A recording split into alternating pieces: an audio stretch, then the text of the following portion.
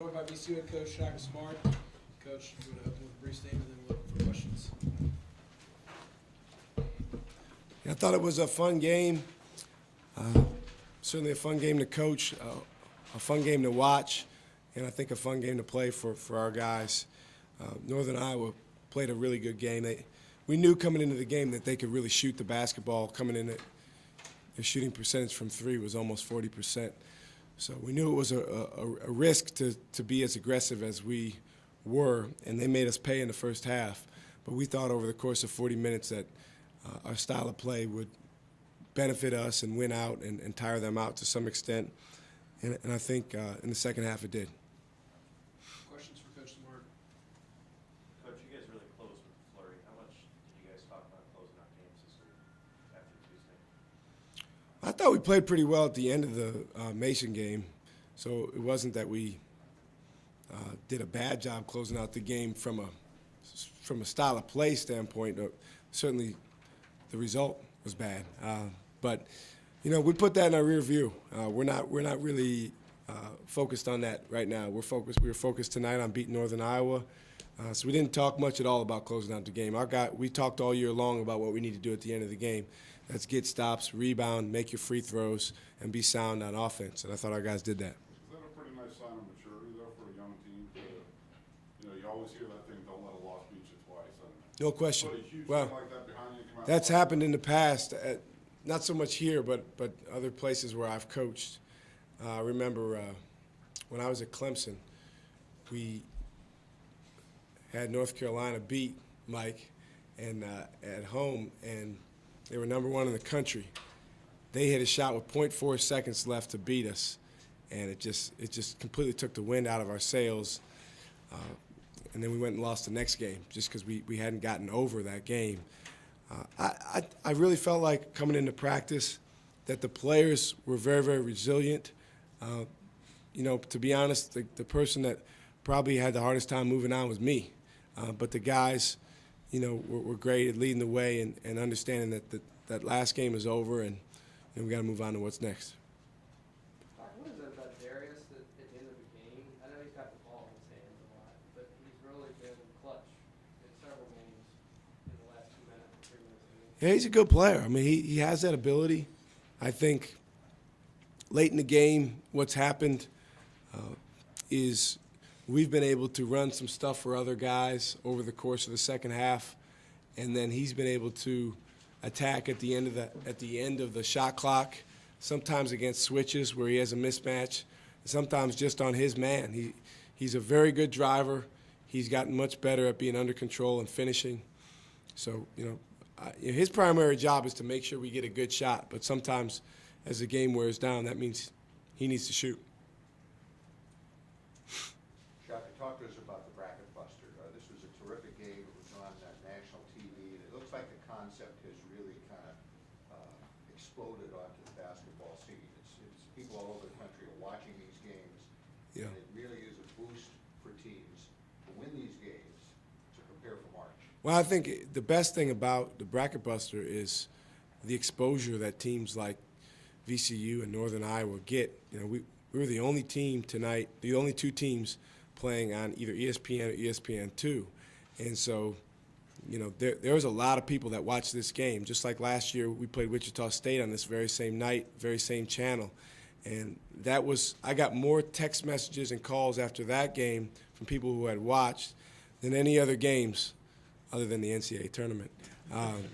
So, yeah, it's a great concept. I think that, you know, what it really does is, at least for a weekend, it takes a little bit of the focus away from the big boys and puts some focus onto, you know, mid-major basketball and some of the teams that don't play in the top leagues. The reality is, I would say there's probably, you know, a handful of teams or maybe two handfuls of teams playing this weekend in this event that, you know, could easily make runs in the NCAA tournament. But you got to get there first. And, you know, there's a very, very small margin for error when you don't play in a BCS league. Shaka, they were 7 for 10 in the first half on threes and 2 for 7 in the second. Was that more a function of wearing down, or did y'all make any adjustments to try to keep that a little more? No, we didn't make any adjustments. We came into the game, we wanted to be very, very aggressive and trap them even coming out of ball screens, trap them. What that meant was they were going to have some open guys. Northern Iowa did a great job of moving the basketball, getting open shots.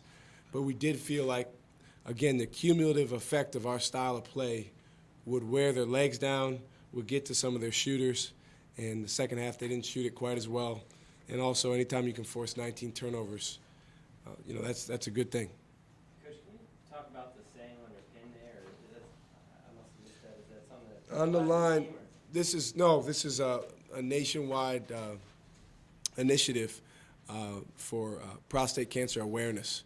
And, there's a group of coaches that have all gotten together in support of this cause. And there's actually been a good deal of people, unfortunately, adversely affected by prostate cancer. So, I was asked to participate in it, as was the rest of our staff, and that's why we wore these buttons. I felt bad, though, because I don't wear my coat for very long. But I got it back on now. Coach, Rob gave you 13 tonight. Yes. Kind of talk about where, I know you work a lot with him when he's going through the slump. Can you kind of talk about where he is right now compared to maybe a month ago? He's playing with a lot more confidence. That's the biggest thing. Just believing in himself. He looks more sure out there. I think we can all see that. And the reality is that the biggest benefit of that is he's making shots. And he's doing a lot of other good things out there. But when the ball goes in the basket, everything else feels a whole lot better for Rob. And I would say that's the case for most players. So I'm happy to see him have some success. He still has a lot of progress that he can make, and I'm excited about that. Anytime a guy's ceiling is a lot further up than where he is right now, that's an exciting challenge as a coach. And the reality is we have a lot of guys on our team that are in that position, and they're all young guys. So we have a chance to work with them. Anything else for Coach Smart? Shaka, can you talk about the bigger picture a little bit? Do you think the CAA gets 2 bids? I don't know. I mean, I would love to. If I was the head of the selection committee, I would give the CAA, definitely give the CAA multiple bids. But I'm biased, and it's not up to me. There's still so much basketball to be played, so it's hard for me to prognosticate right now. As a coach, you're so locked in on your own team. I haven't really studied many other teams around the country. I check the scores. That's about it. But for us, there's still 2 big regular season games to go, and then the conference tournament. For a lot of teams, they still have 4 or 5 regular season games left. I do think that our league has gotten better and better over the course of time. There's several teams in our league, 3, 4 teams at the top, that have played terrific basketball for the last several weeks. So hopefully those teams will be given a strong look by the selection committee. But at the end of the day, all you can do is control what you can control. And for us, that's 2 more regular season games and then the conference tournament.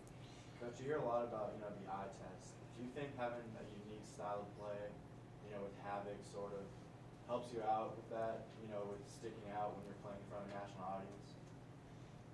Are you asking me, do I pass the eye test? No, I was asking if you think, like the unique style. I know, I'm just giving you a